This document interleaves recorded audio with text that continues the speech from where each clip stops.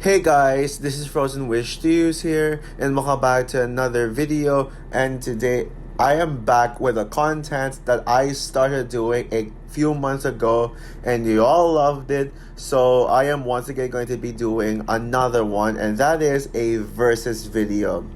With Transformers 1 out, I'm going to be doing a versus video between the two Transformers films, and in particular, two of the most well-received Transformers films, Bumblebee versus Transformers 1. Now, I know you may argue that there are better Transformers movies than Bumblebee, like the first Transformers film from 2007, Dark of the Moon, and even the Transformers the movie from 1986. But Bumblebee and Transformers 1 are the two highest rated Transformers films ever, and therefore overall the most well received Transformers film. So, but I am here to dissect and determine which one is better.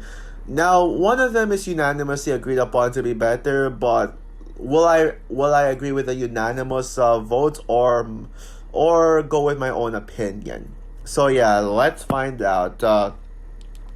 So yeah, round one is the story. Yep, you can't have a good movie without a good story. Now, one of the things that Bumblebee and Transformers 1 have in common is that they have a very familiar story. A story that is very familiar to another movie, specifically an animated film. With Bumblebee, a story about Bumblebee trying to find a place for the Autobots on Earth after Cybertron has completely fallen. It's basically a human and alien relationship kind of story where a human who goes by a name of Charlie Watson in this film, in Bumblebee, finds Bumblebee, but she does not know that the car is Bumblebee. Bumblebee is actually an Autobot, but she immediately befriends with an Autobot instead of just freaking out way too much about it. She forms a special kind of bonding with Bumblebee. But then she learns more about Bumblebee, learning that Bumblebee is actually hiding from a war. Before war from the Decepticons, but he's just trying to protect it from Optimus. But then the military hates Bumblebee. But they are actually manipulated by two Decepticons to take down Bumblebee and claim that Bumblebee is the criminal. So just based on my summarization alone, you can actually see the similarities between E.T. and the Iron Giant. More specifically, the Iron Giant. Now, there are some people who would consider that a criticism that it's very similar to those two movies. People a lot. I hear a lot of people hate on Bumblebee because it's just a ripoff of E.T. and Iron Giant. It's just an Iron Giant ripoff. I can see why. But however, you also gotta look at it.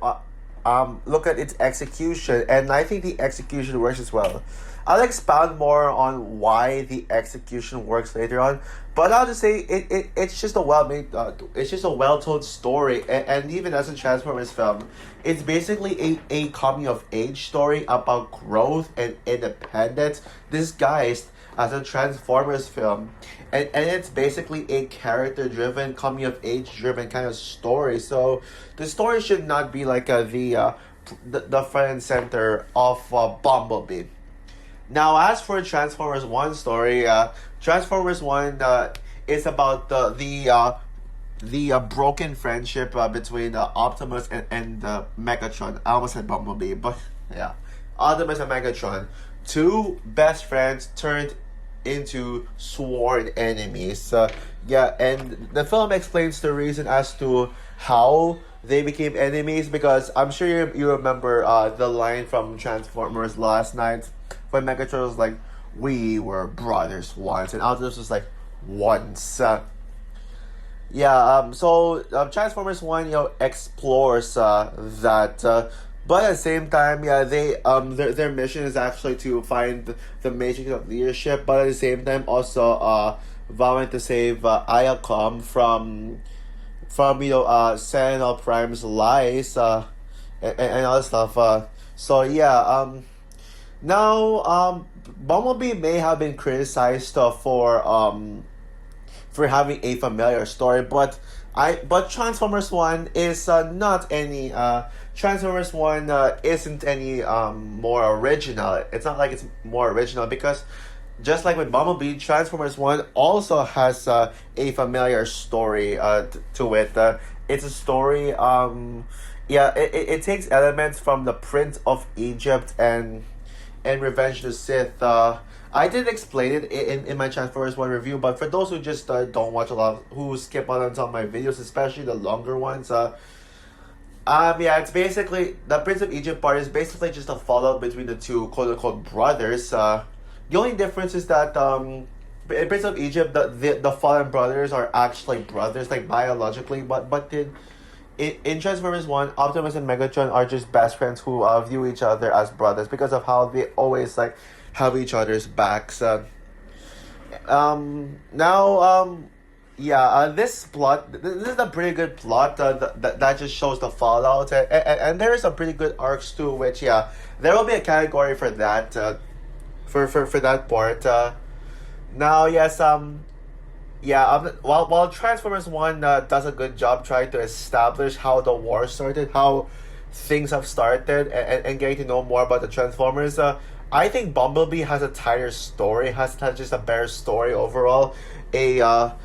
Like it has more to offer to the story. Actually, if you think about it, if you try to like summarize the things that happening, there's actually Bumblebee does offer more, and it's just a more powerful story. So I'm giving this point to Bumblebee. Round two, the characters. Now, one of the common complaints people have about live action Transformers movies is their human characters. The fact that they focus on human characters and the human characters aren't even that good. I agree with that for the Michael Bay Transformers films. I mean I hate Sam. I hate Cade. I hate any supporting characters. There are a few characters in the Bayformers franchise that I actually like. Okay, such as Michaela is okay, I guess. I like Lennox, the Josh Duhamel's character, and my favorite Bayformers character is Isabella or is from Transformers: The Last Night. Oh yeah, and also screw Sir Edmund Button and his C-3PO ripoff robot as well. However,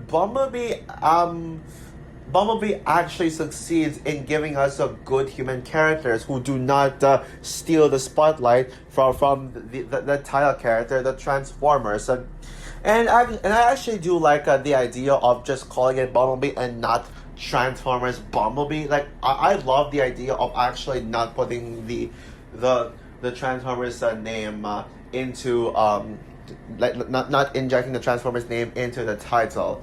Yeah, because Bumblebee it is all about the relationship between Bumblebee and the film's leading girl, Charlie Watson. And I think I don't need to say how much I absolutely love Charlie Watson so much. In fact, Charlie Watson is actually the main reason as to why I love Bumblebee. First of all, yeah, you all know my massive bias towards Haley Steinfeld. Haley Steinfeld, I think, is one of the greatest actresses of all time. No competition, and no competition, and yeah, Charlie Watson definitely carries this film. Oh well. Did I just say that Haley Steinfeld is the best actress? I mean, just one of them, but she's actually neck and neck with Kristen Bell as my favorite actress in general. But yeah, Charlie Watson is such a well-written character. She's not only a character I love just because of Simpon, which is probably what you guys assume, but she's actually a character who is very relatable, who you can actually connect with. Yeah, she actually does have a personality, and she actually isn't annoying. Like, something that felt missing from the human characters in the Michael Bay Transformers films. It's just the audacity for us to care about them. But Bumblebee does not shy away from that, because I just care about Charlie Watson so much. She is the heart of the film, even more so than Bumblebee. But she actually does not get more screen time than Bumblebee, but instead Charlie and Bumblebee get equal screen time, and the film acknowledges itself as a Bumblebee movie, just like the title. And the supporting characters are pretty good too. I like Memo, the boyfriend. I like how he's not just some stereotypical boyfriend, and he's actually kind of relatable, honestly. Well, not as much as Charlie, because I also relate to Charlie too. Agent Burns, such a great antagonist. Will I say that? Yeah, played gratefully by John Cena. And by the way, the performances here are really good. Yeah, some great performances. Haley's, especially Haley Steinfeld, who I think Charlie Watson is one of Haley Steinfeld's absolute best roles to date. Yeah, and I genuinely mean it. And even the voice acting from the Autobots, like what great too. Dylan O'Brien, best voice actor for Bumblebee, and I am not going to say much. And I like how there's actually not a lot of characters here. It's beneficial for for the story to be more straightforward, and not having to have too many characters appear, and all that, and just waste them. Nobody in this movie is wasted, not even the supporting characters, but they have less screen time because the film is about Charlie and Bumblebee. Transformers 1 has a lot more characters because there's more Autobots to them, and it takes place in a world full of Autobots, but the main Autobots are Optimus, Bumblebee, Megatron, and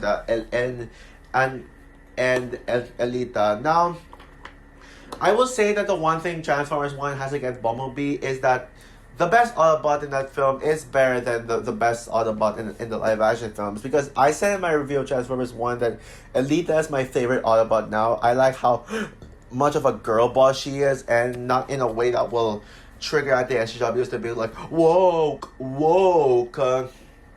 Transformers 1 does a really good job at establishing character arcs, specifically with the downfall between Optimus and Megatron, especially Megatron. Megatron, you really feel bad for Megatron. You feel like there is some sympathy with Megatron, because the reason as to why he turned evil was because of Sentinel Prime. Sentinel Prime, who, by the way, is the most underrated character in Transformers 1. More people need to talk about him. Sentinel's a big bad of the film, and I think Sentinel Prime is the best Transformers villain, and this film just proves why. Sentinel Prime is such a huge menace, and he's one of the best characters in the film, and Megatron is just heartbroken by Sentinel's betrayal. So he was one of Sentinel's most loyal followers, and as a result, Sentinel's betrayals absolutely broke him, broke him to all the other characters are really good too. Optimus being a leader, this film does a good job establishing Optimus as a leader, and all that stuff. However, not every single character in Transformers 1 is good. I'm not a fan of Bumblebee. I'm sorry. I know some people like Bumblebee, but I'm sorry. I just Bumblebee's humor was just not for me. It was too kiddie and jokey, and I don't like Darkwind too. So the fact that I don't like some of the Transformers 1 characters, and I like every single Bumblebee character, just easily gives Bumblebee the point for characters. Round 3, action. The action is what Transformers fans and action fans would come to movies for. Transformers fans in particular would come to Transformers films to watch Autobots fight. They don't care about the story. So when it comes to Bumblebee, there isn't a lot of action, which is why the fans of the Michael Bay Transformers franchise hate it, while it mainly caters to the haters of the Bayformers who like it. Although, but there are some who, but if you actually like both equally, both the Bayformers and Bumblebee, please let me know, because I think those kinds of people will be great. It'll be great for things to be fair. But yeah, Bumblebee. Whenever Bumblebee has action scenes, it's not only badass, but it actually improves on what other live action Transformers franchise, especially the Michael Bay ones, particularly fail to do, and that is to actually hold the camera steady. That hold the camera steady, because there is shaky cam and over reliance of explosions in the Bayformers franchise. But Bumblebee just strips that away and just makes good normal looking action scenes. So that's all I want. See, my favorite action scene in Bumblebee is definitely the opening fight of Cybertron, which is not only my favorite action scene in the film, but probably might probably be my favorite action scene in like all of Transformers in general. The action scene, the opening action scene in Cybertron is so badass. And in fact, I actually like Cybertron in Bumblebee better than Transformers 1. Yeah, call me crazy, but it looks more gorgeous. Despite getting less screen time, I honestly don't care. It looks so good. And it's just badass. And not to mention, I actually memorize every single line, every single quote in that the opening action scene. For example, they broke into the pod line. I lost contact with the capital. There's too many of them. Stand back. Like, Decepticons, attack. Autobots, fall back. Quickly, get to the tower. That just shows how much I memorize. And not to mention, well, actually, never mind. But yeah, anyways, that's not the only great action scene. While there isn't a lot of action scenes in Bumblebee, the action scenes that are there do land, like, such as the military chase scene with Bumblebee and the military led by Agent Burns, with the interference of a Decepticon who I believe is I forgot the name, but I think from I remember Cliff Wheel. I actually don't remember. Blitz. Oh yeah, Blitzwing, and all the action scenes involving and of course Bumblebee versus Shatter and Dropkick. By the way, Shatter and Dropkick are awesome and antagonists. Great antagonists. And yeah, the final battle especially. The final battle is really good. And yes, there are some explosions. But not to the degree of what Michael Bay farted out, which is a good thing. Now as for Transformers 1's action scenes, Transformers 1 definitely has more action scenes, and they're all certainly epic. There's actually not one weak action scene here. The action scenes in this one are awesome. From the Ayakami race scene to just seeing the Autobots fight in general. Autobots fighting against the Sentinels armies. Sure, there isn't a lot of action in the first half, but once the K scene kicks in, it is action after action after action. From the fighting at the cave to the Autobots taking down Sentinel Prime to that final battle within Optimus versus Megatron. That final battle is it's just so good. Just seeing these Autobots just duke it out together, wow. And even their fight moves, they're sick, especially Alita. Alita is such a badass. Especially when she just kicks those Decepticons' ass. And Optimus versus Megatron, especially with Optimus blowing his flamethrowers at Megatron, and that is honestly probably the sickest move that Optimus has ever done. So yeah, and even though Bumblebee has one action scene that I consider the best action scene of all the Transformers, I think that I honestly would have to give this point to Transformers One, despite since it has more action scenes and yeah, it pretty much feels like it has more of what Transformers fans came in for if they're looking for just Autobots robots fighting. So yeah. Round four, the soundtrack. Round four, the soundtrack. Sorry for being myself. Yeah, so since Bumblebee takes place in the 1980s, Bumblebee would have such great soundtrack involved. Yeah, I mean the score is also like pretty good. Sorry about that, but yeah, the score it is pretty good, especially the opening celebration with the dun dun dun dun dun dun dun dun dun. Yeah, and it has some really like good some good scores too. But when it comes to when it comes to the actual songs, Bumblebee actually uses a lot of popular IP songs, and they're all actually really good. Like they use take on me and the infamous never gonna give you up. Never gonna let you down. That you probably saw in the trailer with that hilarious scene where Bumblebee would shoot out the disc the disc, and there's actually so much great there's like so many great songs as well, like so many ones that are memorable as well, like yeah, it takes two to take a thing go right. Yeah, there's like so much.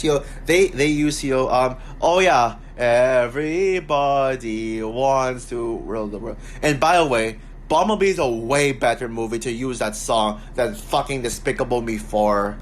Yeah, and of course we got a song from my favorite singer of all time, Haley Steinfeld, with "I'm Bringing You Back to Life." Yeah, which I think is Haley Steinfeld's best song, and Back to Life is the best Bumblebee song. Period.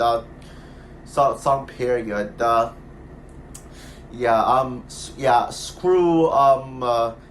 Screw any song from the Bayformers franchise. Back to Life is the GOAT. Now, when it comes to the songs when it comes to the soundtrack in Transformers One, they absolutely nail it with they absolutely nail it with how do I say this? Yeah, they absolutely nail it with the score. The score is actually really good. In fact, I would honestly say that maybe Transformers One would have the slightly better score, but then again, I'm judging it based off on like the overall soundtrack, and so yeah, the Transformers One does have a song as well. So let's I'm gonna share my quick thought on the If I Fall. Now, I haven't listened to If I Fall much as yet. Maybe I will soon. If I Fall is actually a pretty great song. I really enjoyed that song. It's a great song that represents the Transformers and like the core of the Transformers, and yeah. But however, it's nowhere near as good as Back to Life from Bumblebee. So yeah, therefore Bumblebee wins this one for the soundtrack. And last but not least, round 5, the emotional impact. Not just emotional, but rather just based on just how well it impacted me in general. Not for Bumblebee, yeah, watching Bumblebee for the first time, it really immersed me to actually kind of feel like a Transformers fan in some sense, even though it's merely the start of something that actually changed me. I think if you guys don't know this story yet, Bumblebee was the movie that got me to have a crush on Haley Steinfeld. That was the first time I was like watching Bumblebee was when I was like, damn, I have a crush on Haley Steinfeld, and she was actually my very first celebrity crush, believe it or not.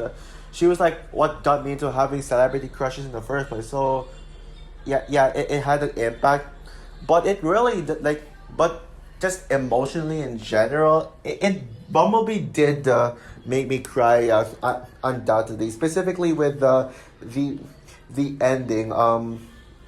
Yeah, specifically, yeah, with the ending where Bumblebee and Charlie were about to part ways. Yeah, like Charlie tells Bumblebee that you got other people who need there are other people who need you. That's why I have no choice but to leave you.